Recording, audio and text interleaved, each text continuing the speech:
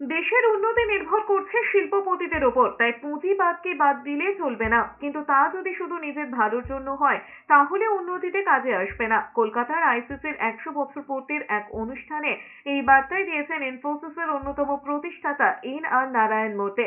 জানিয়েছেন, লক্ষ্য যদি দেশের উন্নয়ন হয়, তবে পুঁজিবাদকে হতে হবে সাধারণ মানুষের প্রতি সহানুভূতিশীল। তার কথায়, ভারতের এখন সহানুভূতিশীল পুঁজিবাদই প্রয়োজন।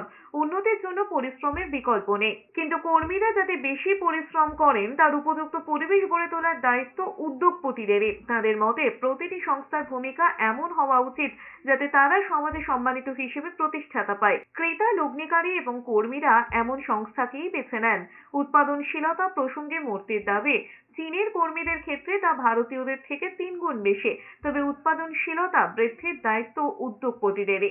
A Chinese worker is just here, 3.5 times more work productive than an Indian. 3.5 times.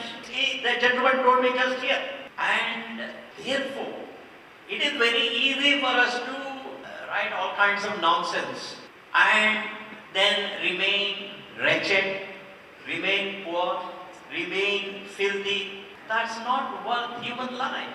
Human life is all about thinking, is all about helping the less fortunate.